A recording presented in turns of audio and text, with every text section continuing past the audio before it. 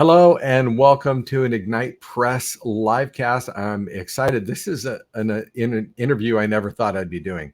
And I'm really excited about it because I've got a very special author here today who's got some pretty amazing experiences and connections that we're going to share.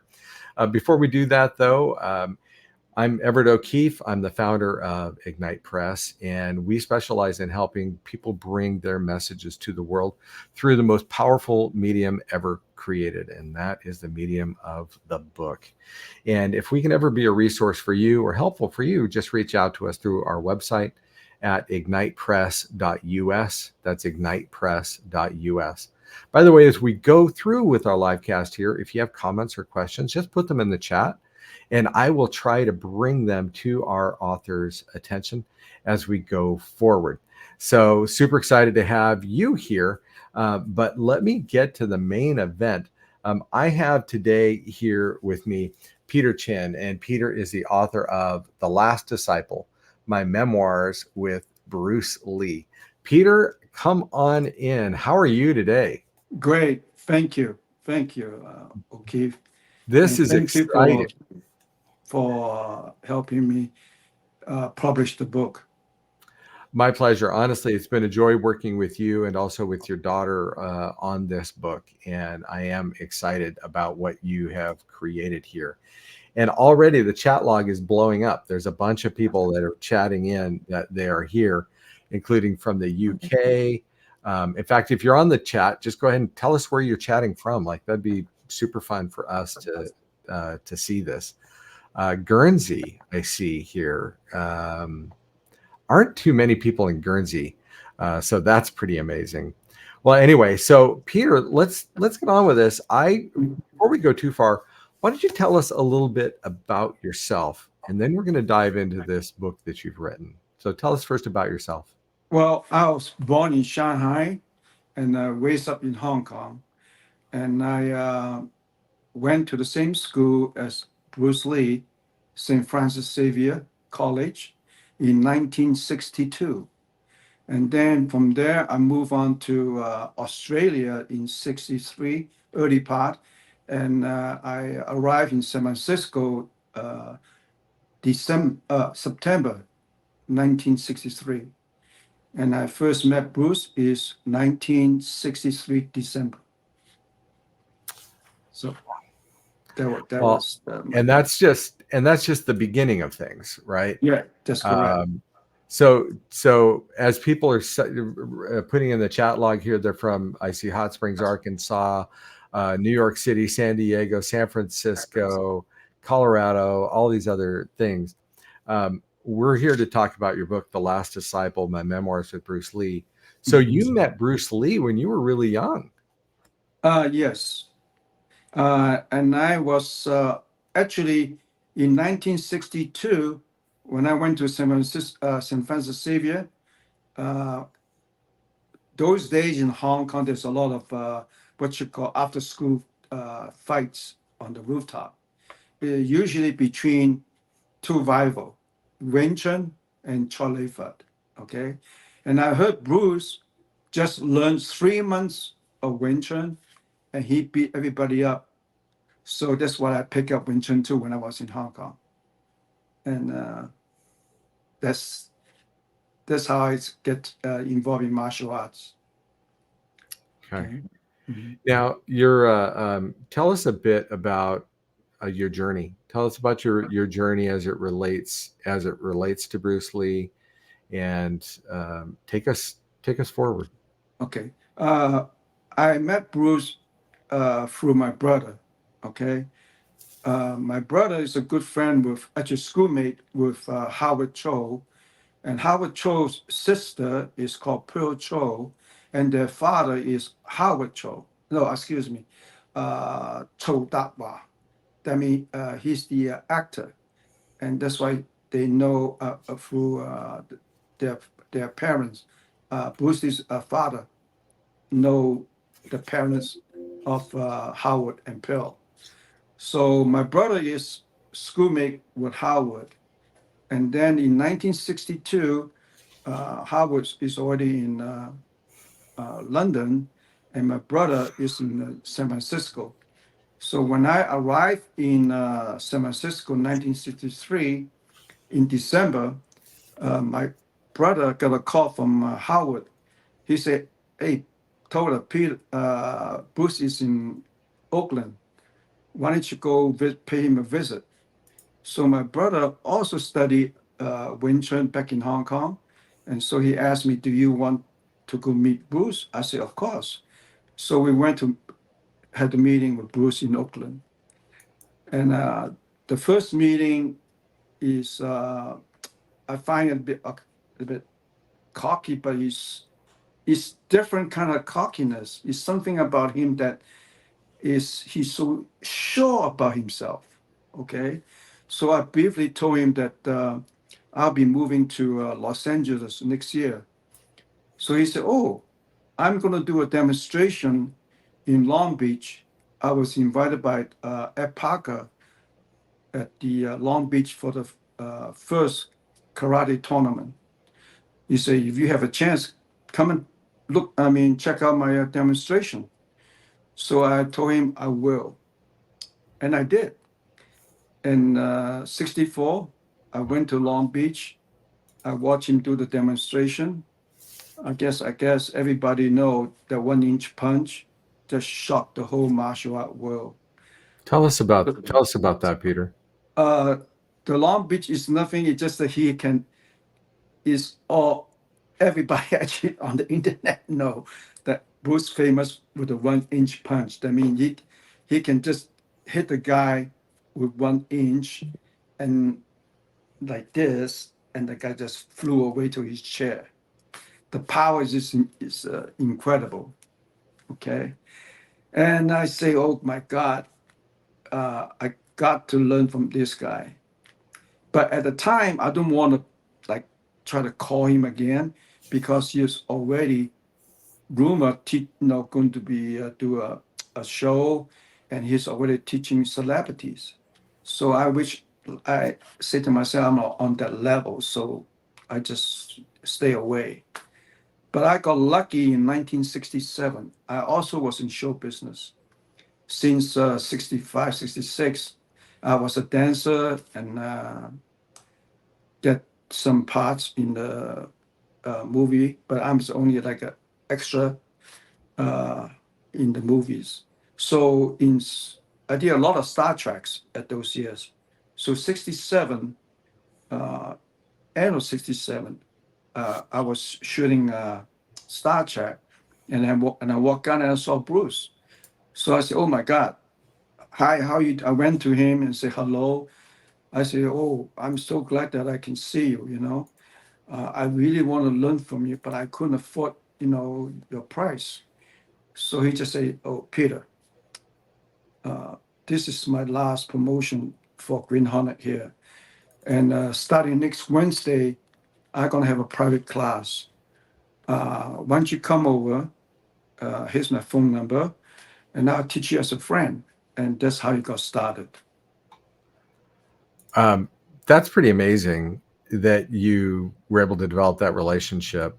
What now? I'm getting some questions coming in because they're talking about your stories and your experiences and stuff like that. Uh, What are some of your favorite experiences that you had with Bruce Lee?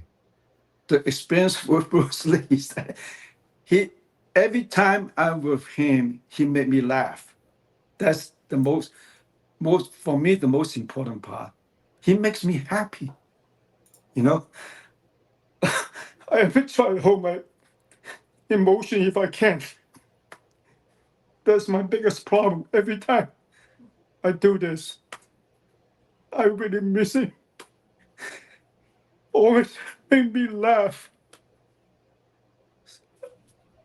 That's yeah. Excuse me. Oh, that's Peter. That's totally understandable. Tell me about, you know, here's the thing I think is so amazing, and I'm gonna, I know a fraction of anything that probably any of the watchers know about Bruce Lee, but so I can just talk only about the persona that I see portrayed from what I've seen in the movies and stuff.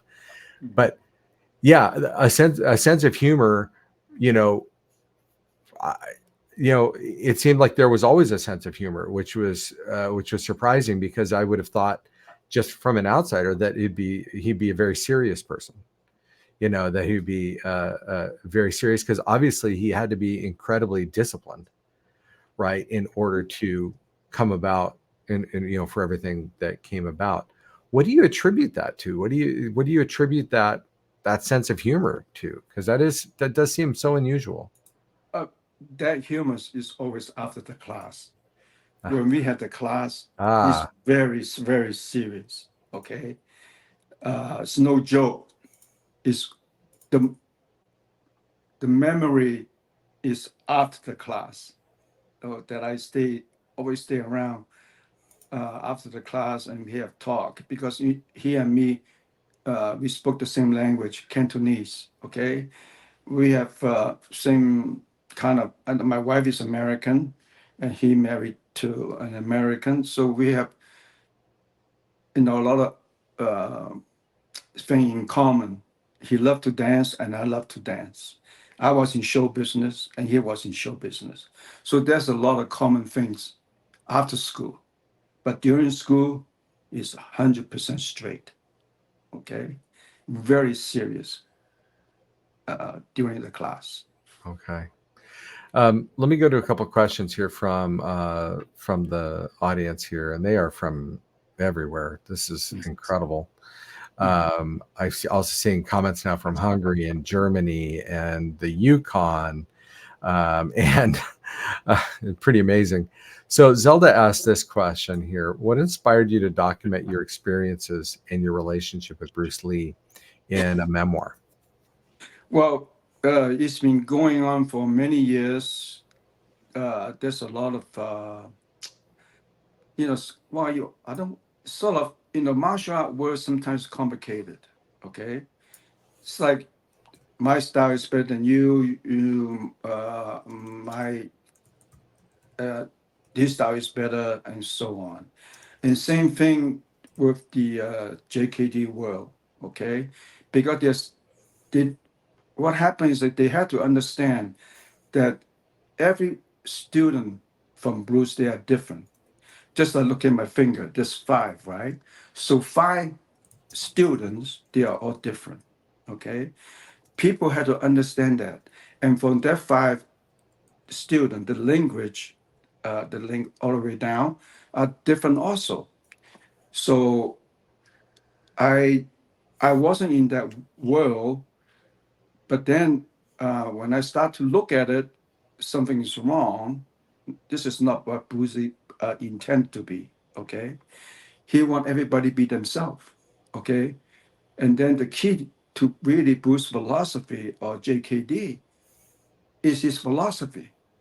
Is his philosophy that made him a legend, legacy until today. And I can guarantee you that for many, many years to come, he'll be remembered. Okay? It's because no one is genuine and have the charisma like Bruce on the screen and in person. Okay? People always have doubt about his power, his kick, his punch.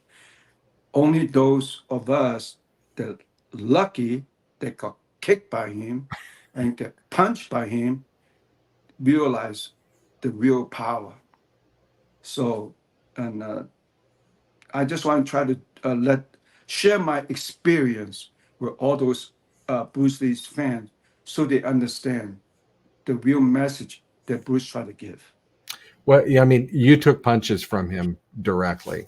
What, what people talk about it, but so people have experienced it. How would you describe it?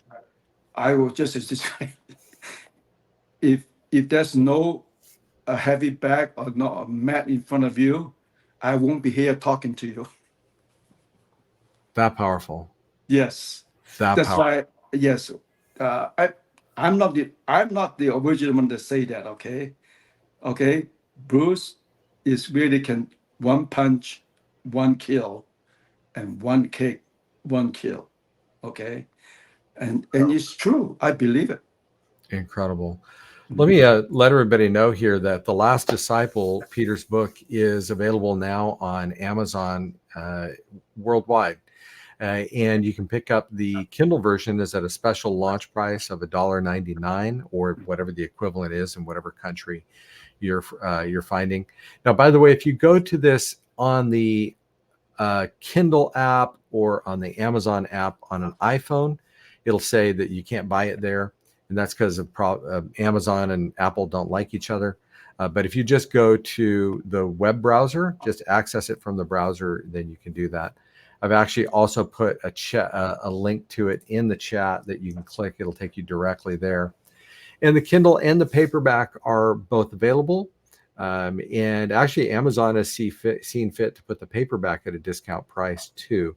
But definitely pick up the Kindle version if you can. You have a reader on every phone, tablet, and computer uh, for that. So please do that. Now, let me get that off the screen. Mhm. Now, Peter, one of the things that we see when people write books about their lives and about other people and stuff is that there's some parts of the book kind of write themselves. Was there, and some parts are really hard. Now, in your situation, was there a part of this story that was you just knew had to be here? It's a chapter 17 because uh, ever since I met Bruce, what he taught me and what I follow is all on chapter 17. You know, Okay, and I use those what he taught me every day, even today. Okay, it's chapter 17. all Okay, right. I'll give you an example. Two head is better than one. Okay, if you don't know, you ask, and that's what I did. Even now, find out about you because I ask, research to find you because I know you do a good job. So basically, it's all a lot. It's on chapter 17. It's very important. Of course, that the poem at the end called "If" is also important Okay. because that's what Linda gave me when I went back to Hong Kong for his funeral. The point "If" is is really interesting. Give you an example. You can dream, but don't make dream your master. Okay, it's so important. I mean, every sentence it meant something, and if you read it today, it's uh, okay, this is what it meant. But few months later, when you read it again, it's another meaning.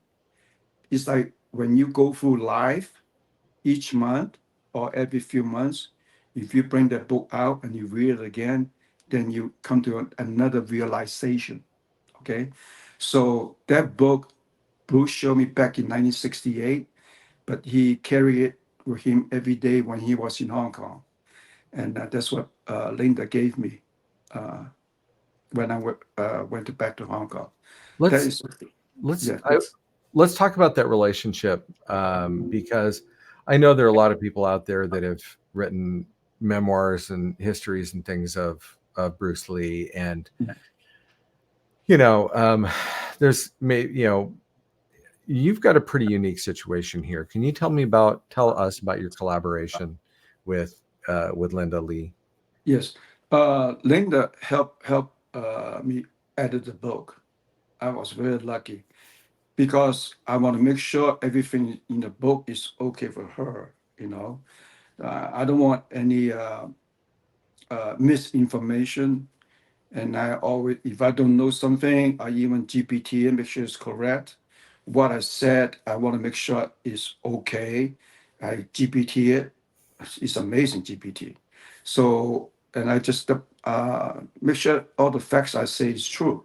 You know, because one thing Bruce don't don't like is lies. Okay, so any misinformation uh, I will not put in. I always fact check. Okay, and that's the key. And I'm really happy that have the chance that Linda. I'm so lucky really for her to edit the book for me. Well, she also wrote uh, a forward for you as well, and it's too long for me to read here. Uh-huh. But I just think it's really important for people to understand that, you've written this book with the full endorsement of, of Bruce Lee's wife, and not just with her endorsement, with her actual help, which is incredible and rare. And I think about how wonderful that is. Then you also have a forward by Ang Lee, the director. Um, Yes. how did that come about? In 2016, I received a call from Shannon, Bruce Lee's daughter. He said, I only like to interview you. Do you mind coming to Los Angeles to talk to him? So every time when Shannon call me, whatever she wants, I'll do it. You know, it's like anything for Linda, anything for Shannon, I'll do it. So I said, sure. Actually, that particular week that he wanted to meet, I said I had to go to Hong Kong. But on my way back, I sure stop by. I can stop by your office, and he can, I can talk to him there. And that's what happened. So in 2016, that's the first time I met Ang Lee.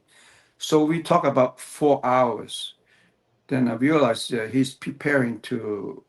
He wanted to make a Bruce Lee movie for almost 20 years. Okay, but he have a hard time like spiritually. He's an artist, so he need to able to connect with Bruce in some way. Okay, so I told him whatever question that he asked, and then he said to me, Peter, how come I've been traveling for the past few months? Everyone that I talk to that know Bruce is different from what you said. I said, I really don't know how to answer the question. Maybe because when me and Bruce talk, we speak Cantonese, we have a better communication or understanding of each other. Maybe that would be the problem. And the main question he asked me is that, why do you think Bruce want to come back to USA? I say, my personal opinion, okay, Bruce really care about the family. He really care about Linda, Brandon, and Shannon. And this is life that he want to, keep the family together. And there was the time too much gossip going on in Hong Kong. So he don't like gossip, and I don't like gossip. That's why I never get into the martial art world. So I stay out of it for many years. But I'm 77 now, okay? And I just have a heart attack I didn't even tell you, in 2022. And I say, oh, I better come out and share with the world, especially Bruce Lee's fans world, uh, uh, what I learned from Bruce. You know, it's all my personal opinion. The time I spent with Bruce. So and I wrote it the way what happened, and that's the thing. Yeah. And with Ang Lee, his forward is like the forward actually make my I'm going to daughters read. I'm going cry. to read part of it. Okay, sure. I'm going to read part of it because I think this is really important. So let me Yes. share this with everybody. This is Ong Lee, the director. There have been many books written about Bruce Lee and Jeet Kune Do over the years, but rarely do they have the same kind of affectionate simplicity as this one. Reading it feels less like a book and more like a conversation with a friend. There's a certain innocence and a love to Peter's words that gives the impression that Bruce is right there in the room with you. Such a sense of intimacy could only come from a real and personal bond of friendship, and it offers a precious insight into the living presence of Bruce Lee and his art. I'm going to read one more paragraph because I think this is useful. Again, this is in The Last Disciple. Mhm. What I found most interesting were the chapters on Jeet Kune Do and Bruce's teaching method. Since Bruce's untimely passing, many people have become fixated on the idea of an original Jeet Kune Do. But Peter's perspective illuminates the simple fact that the art of Jeet Kune Do is always evolving, ever expressing the individual martial artist. And the only original is Bruce himself. However, Bruce did not want to be imitated. He wanted his students to become authentic themselves. Um, anyhow, this is here. So that, I mean, this is pretty amazing, the support that you've received, Peter, and that speaks to you. Yes, it's like They would not say my daughters, they cried. and I know Jade is in the room there with you helping, and she's been a great help along with this journey here. And it's just been so really great. Oh, I love this comment, by the way. Call community.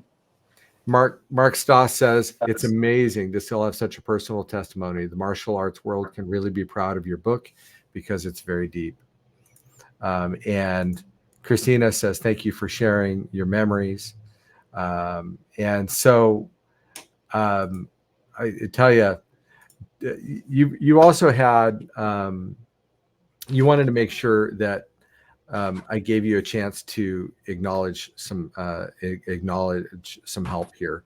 And so is the, who would you like to speak to there? Oh, yes. I'd like to really thank Diana Lee Inosanto and his husband Ron, because she recommended to me to Jaime Carbon from Barcelona, who had the magazine, the Bruce Lee Club, Mania. Okay, on the 10th anniversary of the magazine, she recommended me to do the speech in Barcelona. Because of that speech, as I say, I don't hold my emotion too good. Okay, but there's the question, a question from the audience, the last section of the audience. There's a fan asked me that question: how is Bruce Lee as a human being? Yeah. And then of course my emotion got just like beginning. I say, Bruce Lee treated me the same way the first day he met me, when I was even just a busboy, until the last day when he reached that fame. He treated me the same way. I met a lot of people many, many years. I'm 77. But I never met someone like him again. So, as I can say about Bruce, Okay. An amazing human being. Well, Peter, I'm grateful that we have you here with us to share this, and I know that you have included a lot of great memories in your book. Thanks for taking the time to do this. And if people want to reach out to you, I understand they can reach out to you through your website, and is that peterchin.com? Yes. Okay. I'll put that in the chat log as well. And you get a lot of well-wishers here messaging us. So Peter, thank you so much for joining us. I'm grateful that you've done this book, that you've poured your heart and soul into it. And we're excited to see how it changes lives. Thank you. Thank you. All right. Take care, brother. Thank you. Thank you. Well, everybody, there you go. Please pick up your copy of The Last Disciple. It's available right now on Amazon in Kindle and in paperback. Please pick that up and pick these up. That's a great gift for other people as well. And if we can help you here at Ignite Press, please reach out and we can have a conversation about you and your book and your journey. So there you go. Take care. Thank you again for joining us.